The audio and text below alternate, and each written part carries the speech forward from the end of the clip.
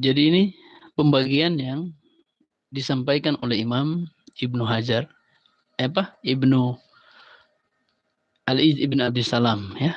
Jadi ini pembagian secara lugo, bukan secara syar'i yang dijelaskan oleh Imam Izzuddin bin Abi Salam.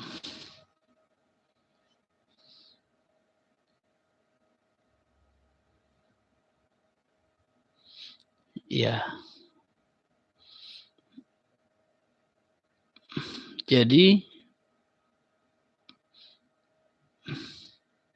Jadi apa yang dimaksud oleh Al-Iz Ibn Abi Salam dalam pembagian ini pembagian secara lugawiyah, secara kebahasaan.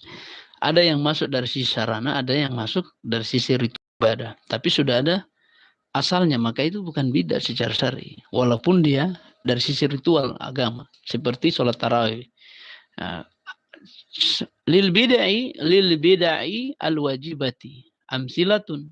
Ya, contohnya ya dari bidah yang wajibah. Apa itu kata beliau?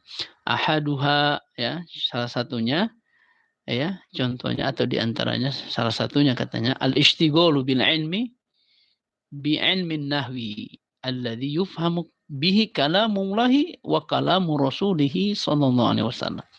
Yaitu sibuk, bergelut, berkecimpung dalam ilmu nahwu dan sorob ya. Ini saling berkaitan dan dia berbawa. Tidak bisa dipisahkan ilmu dasar dalam memahami bahasa Arab itu nahwu sorob. Ini paling dasar.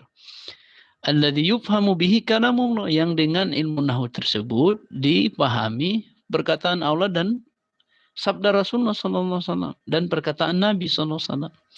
Wa dzalika wajibun. Maka hal tersebut wajib hukumnya. Karena untuk memahami Al-Qur'an itu kan wajib. Belajar wasilah, sarana, alat untuk memahami Al-Quran, maka wajib juga. Karena Al-Quran wajib dipahami. Maka untuk memahami Al-Quran, menggunakan ilmu alat. Namanya ilmu nahwu sorob. Dan itu wajib. Lianna hifdhu syariati wajibun. Karena menjaga syariat itu wajib katanya. Ya. Dan ini yang perlu kita pahami. Ya. Jadi wajib ya, karena hukum menjaga syariat itu wajib ya.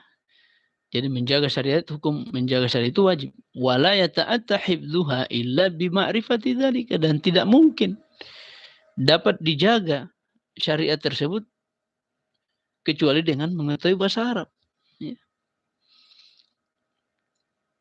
Illa bima'rifati dzalika. Wa ma la yatimul wajibu illa bihi fahuwa wajib. Ini kaidahnya. Jadi sesuatu itu tidak akan sempurna, sesuatu yang wajib tidaklah akan sempurna kecuali dengan hal tersebut, maka sesuatu itu wajib hukumnya. Ya.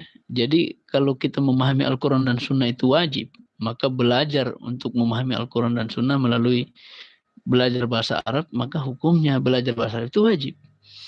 Ya, makanya al-istighol bi'in min nahwi, sibuk berkecimpung itu wajib hukumnya. Ini dari sisi agama, artinya dari sisi ilmu agama, ya, bukan dari sisi sarana, bukan, tapi ini dari sisi ilmu, ya, belajar, karena belajar itu ibadah. Kemudian yang berikutnya, contoh yang berikutnya yang wajib, al-misalu tsani hifdzu gharibil kitabi wa sunnati minal lughah, yaitu menghafal atau menjaga ya kata-kata asing ya, menghafal gharib ya, kata-kata yang asing, gharib ya, kata-kata asing dalam Al-Qur'an dan Sunnah. Nah, itu juga wajib ya, minal lughah, yang terdapat dalam bahasa ya. Jadi seperti itu, dia hukumnya wajib ya. Jadi itu menjaga atau menghafal ghoribil kitabi wa sunnah minal lughah. Jadi ini tentang menghafal atau menjaga yang gharib dari Al-Quran dan Sunnah. Ya, itu yang penting untuk kita tahu. Kenapa?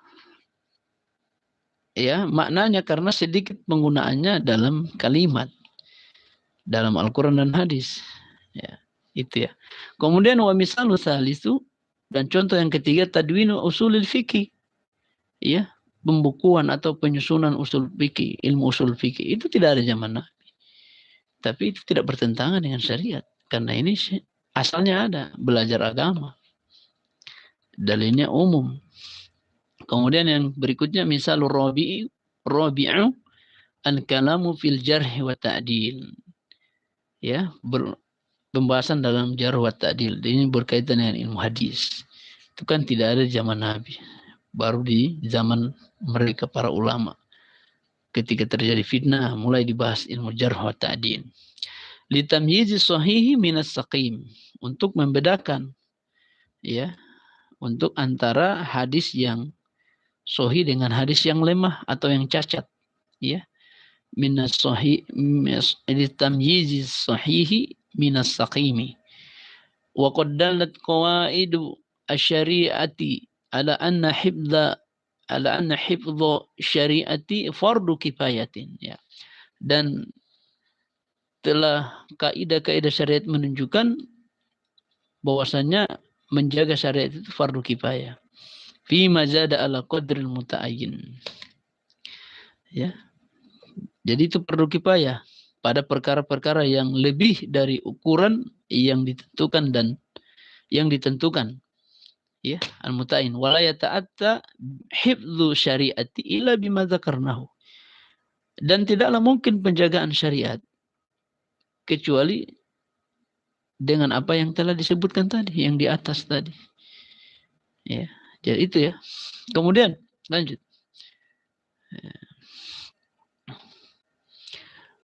Walil bid'ah. Oh, ini kalau itu walil bid'ah. Kalau ini walil bid'ati. Al muharramati amsilatun. Nah, bid'ah muharramah. Apa itu? Contohnya minha di antaranya madhabul qadariyah. Ini madhab qadariyah. Pemahaman qadariyah. Nah, ini sesat, ini ajaran sesat. Kemudian madhabul jabariyah, pemahaman jabariyah juga sesat. Madhabul murji'ah, ini juga sesat. Kemudian makanya hukumnya haram. Madhabul mujassimah, ini yang hari ini Masya Allah dipertentangkan antara tajsim ini. Mentajsim Allah. Makanya ini madhab mujassimah ini memang sesat. Waraddu ala haula'i minal bid'i al-wajibati. Dan membantah atas pemahaman mereka ini, yang tadi ini, maka itu termasuk bid'ah yang wajibah. Karena zaman dulu tidak ada pemahaman ini. Di zaman Nabi tidak ada. Maka ini masuk dalam kategori bid'ah. Kemudian walil bid'ah al-mandubati. Dari bid'ah yang mandub, yang sunnah. Amsilatun, contohnya. Apa? Di antaranya ihdasu rubuti wal madarisi wa bina'ul qanatir. Yaitu mengada-ngadakan atau membangun, ya. Ini robot, ya, pembuatan markas ini ya, tentang orang-orang yang berperang, ya, dibuatkan markas, ya, robot, ya. Kemudian wal madaris, kemudian sekolah-sekolah, pembangunan sekolah. Kan ini markas-markas untuk orang yang perang kan tidak ada zaman Nabi. Khusus untuk markas untuk ini pertahanan ini tidak ada. Ini mengada-ngadakan itu rubut wal madarisi, dan membangun sekolah-sekolah dan membangun jembatan wa binaul qanatiri, membangun jembatan. Nah, itu yang dia disunahkan, dianjurkan, mandub. Kemudian diantaranya juga yang mandub itu kullu ihsanin, semua kebaikan lam yu'had fi asril awal, yang tidak pernah ada di zaman awal, ya di zaman Nabi tidak pernah ada. Nah, ini banyak, ya.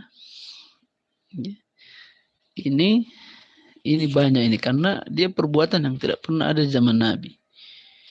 Ya. Nah, maka di sini di antaranya wa minha, dan di antaranya juga sholatul tarawih. Ya. Ini di antara bid'ah mandubah sholatul tarawih. Nah, ini dari sisi amalan. Kalau tadi ini sararana. Jadi masuk sarana itu tidak mengapa. Tapi ada dari sisi amalan, dari sisi ritual ibadah yang masuk dari kategori manduba. Tidak ada zaman Nabi tapi hukumnya sunnah. Itu sholat tarawih. Ya sebagaimana yang dikerjakan Umar. Tapi ini asalnya sudah ada. Cuma dari sisi muhdasnya itu ada. Umar menambah 30 malam itu. Nabi 3 malam. Umar mengada-ngada mengumpulkan para sahabat. Oh, Nabi tidak pernah kumpulkan. Kemudian Umar dalam riwayat Imam Malik menambah. Orang-orang di zaman itu melakukan 23 rakaat. Kan menambah. Jadi itu muhdas, perkara baru. Kemudian lanjut wal kalamu fi daqaiqi at-tasawufi. Nah, ini pembicaraan tentang dakiknya tasawuf. Wah, ini rumit ya ilmu tasawuf ya. Perkara-perkara yang dakik dalam pembahasan ilmu tasawuf. Wal kalamu fil jadal. Nah, ini juga tentang kalamu fil jadal ya. Perdebatan. Atau bisa juga kita maknai ini al-kalamu fil jadal ini tentang ilmu debat ya, pembahasan ilmu debat dalam semua aspek untuk mencari dalil dalam masalah-masalah yang tujuannya untuk mencari ridha Allah. Nah, itu tidak ada zaman awal. Kemudian ini sudah ya, jam'ul mahafil lil istidlali fil masaili. In kusidak bidzalika wajhullah ta'ala. Sudah tadi terjemahan. Kemudian walil bid'ah al makruhati. Kemudian bid'ah yang makruhah amsilatun. Ya, contohnya zukhrafatul masajidi. Zukhra atau zahrafatul masajid ini. Yaitu menghiasi masjid. Ya. Ini menghiasi masjid ya. Ini masuk bid'ah yang makruhah. Kan di zaman Nabi tidak ada seperti itu. Kemudian tazwiqul masahifi, ya ini menghiasi mushaf juga, ya. Ini juga tidak ada. Wa amma talhinu al-Qur'ani bihaitsu tatagayyaru alfazuhu anil anil wad'i al-arabi. Adapun melantunkan Al-Qur'an hingga berubah lafal-lafalnya, ya. Dari bahasa Arab anil wad'il arabi, dari bahasa Arab. Maka kata beliau fal asahu annahu minal bid'i al muharramati, maka dia yang benar, yang paling sahih dia masuk dalam kategori bid'ah secara bid'ah yang haram. Walil bid'i al mubahati amsilatun, dan bid'ah mubahah juga ya, ini yang bid'ah yang mubahah ini diantaranya al-musafahatu aqiba as-subhi wal asri. Ya, tentang al-musafaha, berjabat tangan setelah sholat subuh dan asar. Nah, itu katanya bid'ah mubahah, ya.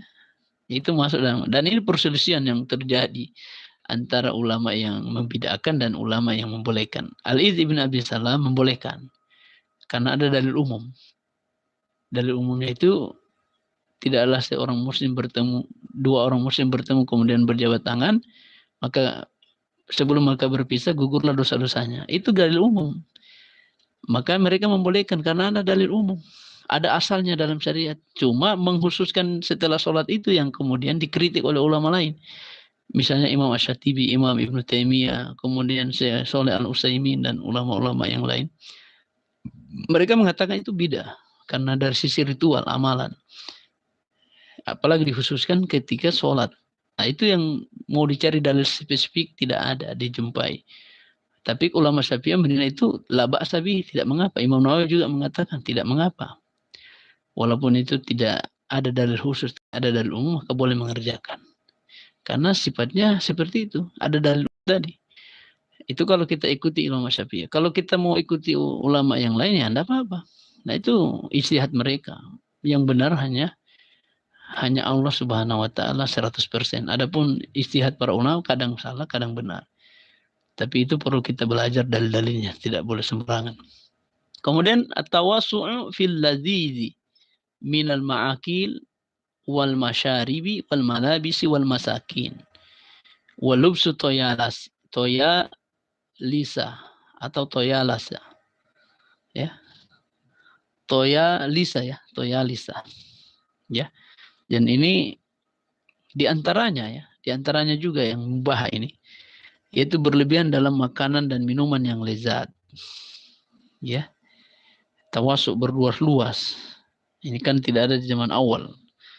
Mereka berluas-luas dalam hal makanan, ya. Nah, ini perlu kita sama-sama memahami dengan baik agar jangan sampai hal-hal yang seperti ini dianggap dari sisi agama. Nah, itu berluas-luas apa? Dari sisi makanan, minuman, dan pakaian dan tempat tinggal. Kemudian lubsu al toyalasi, toya lisa, ya, toya lisa, ya. Ini jenis pakaian yang mahal atau indah. Ya, bisa juga syuhra, ini pakaian syuhra, bisa juga ya. Kemudian meluaskan pergelangan baju, wa tausi'ul al-akmami.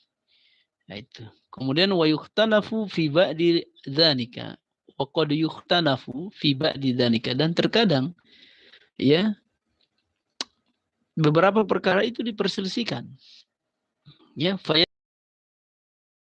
ba'dul ulama'i minal bid'i al-makruh, yang menjadikan atau memasukkannya dalam bid'ah yang makruh.